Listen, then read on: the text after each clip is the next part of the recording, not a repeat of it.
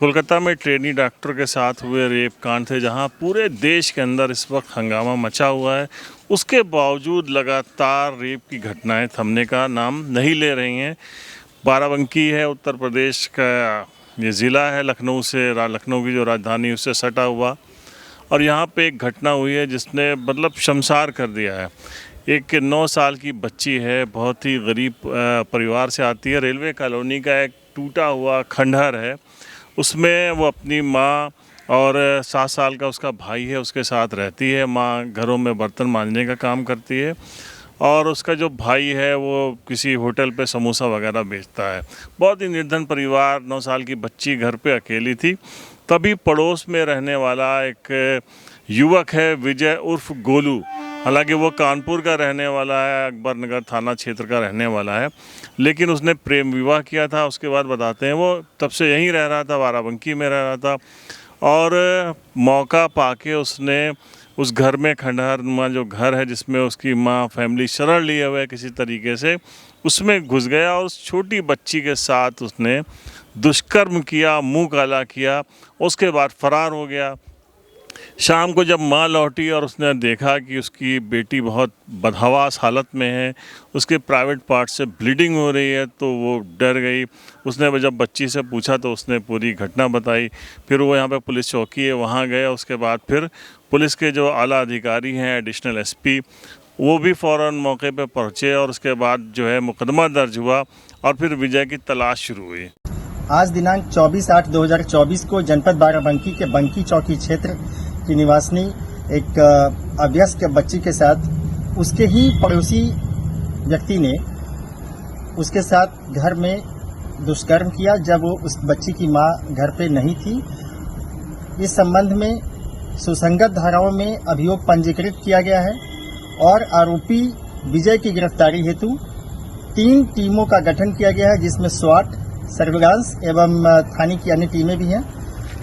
आरोपी की गिरफ्तारी शीघ्र सुनिश्चित की जाएगी। जो विक्टिम है उसकी समुचित एवं सघन चिकित्सा हेतु सभी आवश्यक उपाय सुनिश्चित किए गए हैं। विजय की तलाश शुरू हुई। उसके बाद पुलिस ने देर रात उसको गिरफ्तार किया। गिरफ्तार करने के बाद उसने बताया कि वो वहाँ से भाग गया। उसके कपड़ों में सीमेंट और जो है वो ब्लड लग गया था। शुगर मिल है यहीं पास में, एक जो है देवा रोड से ही एक रास्ता जाता है, वहाँ पर एक शुगर मिल है। उसके पुराना खंडहर, पुरानी बिल्डिंग है, उसमें वो गया और वहाँ जाने के बाद उसने अपने वो शर्ट वगैरह वहाँ पर एक छुपा दी थी। पुलिस उसको जब लेके गई तो पुलिस का कहना है कि पहले गया वहाँ पर, जब ये पुलिस के साथ, इसने उसमें एक लोडेड तमंचा रखा हुआ था, उसको निकाला और निकालने के बाद पुलिस के ऊपर फायर कर दिया। जवाब में पुलिस ने गोली चलाई और उसके पैर में गोली लगी है। पहले हम सुनते हैं जो एडिशनल एसपी हैं यहाँ पर, चिरंजीवी नाथ सिन्हा, उनका क्या कहना है। आज दिनांक 24 अगस्त 2024 को बंकी चौकी क्षेत्र में एक अभ्यस्त बच्ची के साथ उसके ही पड़ोसी विजय नामक व्यक्ति ने उसके साथ उसे घर में अकेला पाकर उसके दुष्कर्म किया था। इस आरोपी विजय की गिरफ्तारी हेतु 3 टीमों का गठन किया गया था और ये टीमें जब उसकी गिरफ्तारी के लिए प्रयासरत थी तो करीबन शाम को 8, सवा 8 के आसपास इसकी गिरफ्तारी हुई। दौरान गिरफ्तारी इसने पूछताछ में बताया कि इस समय जो कपड़े उस समय पहने हुए थे इसने, उस कपड़े में चूंकि वो खून और सीमेंट लग गया था और पुलिस से बचने के लिए कि ताकि उसको किसी को शक ना हो, उसने बंकी और सुमैया चौकी क्षेत्र के पास एक अबैंडन सा चीनी फैक्ट्री है, वहां पर इसने अपने कपड़ों को छिपा दिया एक झाड़ी में। उस समय के पहने हुए कपड़ों की बरामदगी हेतु जब पुलिस टीम वहां पहुंची तो जब झाड़ी में एक बोरे में इसने छिपा रखा था और उस बोरे में उसने पहले से अपने एक लोडेड तमंचा भी था और पुलिस हिरासत से भागने के लिए उसने पुलिस टीम पर फायर किया। पुलिस ने आत्मरक्षार्थ आरोपी विजय पर फायर किया डिफेंस में, जिसमें कि विजय के पैर में एक गोली हिट हुई है और इसे इस समय डिस्ट्रिक्ट हॉस्पिटल लाया गया है। आरोपी ने अपना जुर्म कन्फेस किया है। आवश्यक एवं वैधानिक कार्रवाई सुनिश्चित की जा रही है।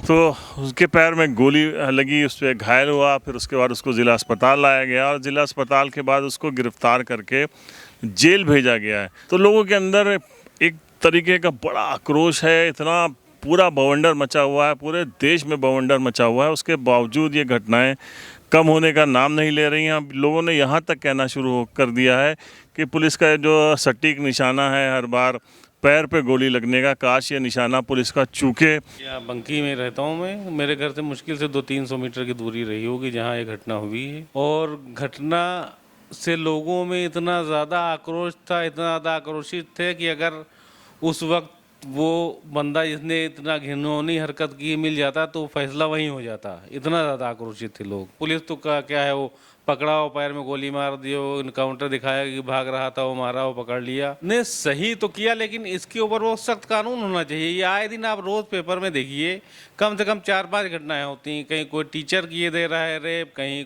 मामा किए दे रहा है, कहीं चाचा किए दे रहा है, कहीं कोई बाहरी घर में घुस के किए दे रहा है। तो ये तो बिल्कुल गुंडा राज चल रहा है। डेली की ऐसे ही घटनाएं हो रही हैं। आज अभी तक बंकिया छूता था, वहाँ भी ऐसे ही यही कांड हो गया। ये सब वेंडर हैं भाई, वेंडर है, वेंडरी तो बंद है। चोरी से बेचते हैं, पानी है, समोसा है, खुटिया है, वो सब बेचते हैं। पैसा जीआरपी आरपीएफ को जाता है, वो अपने ठाठ से वहीं रेलवे कॉलोनी में रहते हैं। जितना वेंडर जितना है सब इस वक्त रेलवे कॉलोनी के अंदर रहता है। सब टोटल वेंडर रहता है वहाँ, अवैध रूप से लोग किराए पे दिए हुए हैं। वो पैसा कौन लेता है ये भाई पता नहीं, तो रेलवे वाले बता सकते हैं। ऐसे मौके तमाम बार आए हैं। हालांकि डॉक्टर का एक अपना धर्म होता है कि वो प्राइवेसी उसको बचा के रखे, बट फिर भी हम आपसे कुछ मामले शेयर करेंगे। एक आध साल हो गया करीब, एक बच्ची आई, वो बच्ची पेट दर्द करके आया। फिर वो हम लोग ने इमरजेंसी में देखा एंड वी सस्पेक्टेड, और फिर हमने भेजा तो वो प्रेग्नेंट थी and was just 12 years old. फिर वो उस पर हम लोगों ने बहुत सारा मंथन किया परिवार के साथ, तो पता चला कि वो परिवार के ही एक लोग उसके साथ ऐसा कर रहे थे और उसकी वजह से उसको प्रेगनेंसी हो गई थी।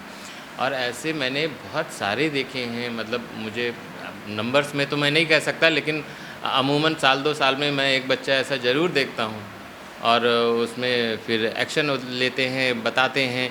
कई बार माँ बाप ही नहीं तैयार होते कि हम इसको आगे बढ़ाएं या FIR करें या जो है हम इस पर कोई एक्शन लें। उनको अपनी जो उनकी जो है उनको लोक लाज का इतना भय रहता है कि वो मामले आगे बढ़ ही नहीं पाते। और आप क्या उम्मीद करते हैं कि क्या वो बच्ची कभी इतना उसमें कॉन्फिडेंस डेवलप हो पाएगा? दशकों में भी नहीं हो पाएगा। उसकी कई पीढ़ियाँ लग जाएंगी, तब जाके वो उसको इस दर्द से मुक्ति मिल पाएगी। तो बाल जो यौन अपराध हैं उनके खिलाफ तो बहुत ही ज़्यादा सख्त कार्रवाइयों की ज़रूरत है। देखिए, जैसे महात्मा गांधी ने कहा था कि पाप से घृणा करो, पापी से नहीं। तो उद्वेलित होकर किसी को तुरंत फांसी देकर या उसका घर नेस्तनाबूद करके हम सज़ा के उस व्यापक प्रभाव को नहीं पा सकते जिस लिए सज़ा और न्याय और कानून बना होता है। मुझे ऐसा लगता है कि इस सब मामलों में जो भी पीड़ित है उसका पूरा पुनर्वास उसके परिवार को हर्जाना मिलना चाहिए, और वो सारा वहन उस जो दोषी व्यक्ति है उससे या उसके जो लीगल आयर्स हैं, जो कानूनन उसके उत्तराधिकारी हैं, उनसे होना चाहिए। और उससे उसका जो ये अधिक से अधिक होने चाहिए जिससे उसको सज़ा तो मिले ही, साथ में समाज में ये बात दूर दूर तक जाए कि इसका क्या परिणाम हो सकता है और इसका परिणाम भुगतना ही पड़ेगा। तो ये बहुत आवश्यक है कि वो एक व्यापक जो सज़ा का प्राविधान हो, केवल जेल और फांसी तक सीमित ना हो। उसका पूरा पीड़िता का पूरा पुनर्वास, उसके परिवार को भी हर्जाना उसको देना पड़े जो दोषी है उसको तभी इससे लोग जागरूक हो पाएंगे कि ये चीज़ का क्या परिणाम हो सकता है। तब और उसकी वजह से जो हमारे जो बिगड़े हुए युवा हैं, जो किशोर हैं, जो भटक गए हैं अपनी संस्कारों से, सोच से, उनमें भी सुधार आ पाए। ऐसे लोग जो समाज को कलंकित कर रहे हैं उनके कहीं और भी गोली लगे, इस टाइप का आक्रोश है। क्या वजह है कि इतना सब कुछ होने के बावजूद इतनी घटनाएं हो रही हैं, पकड़े जा रहे हैं, फास्ट ट्रैक कोर्ट से सजाएं भी होनी शुरू हो गई हैं, उसके बावजूद लोगों में डर क्यों नहीं है? रेप की घटनाएं लगातार हो रही। बाराबंकी में पिछले 1 महीने में देखा जाए तो कई घटनाएं हुई। एक छोटी बच्ची है, उसको एक स्कूल का जो है वो वैन थी लगी हुई थी, उसका ड्राइवर था, उसने 5 साल की बच्ची के साथ दुष्कर्म किया। जैतपुर में कांड होता है, थाना जहांगीराबाद का ग्राम बनवा है, वहाँ घटना होती, लगातार घटनाएं होती चली जा रही हैं। आधा दर्जन घटनाएं पिछले 1 महीने के अंदर हुई हैं बच्चियों के साथ, लड़कियों के साथ रेप की।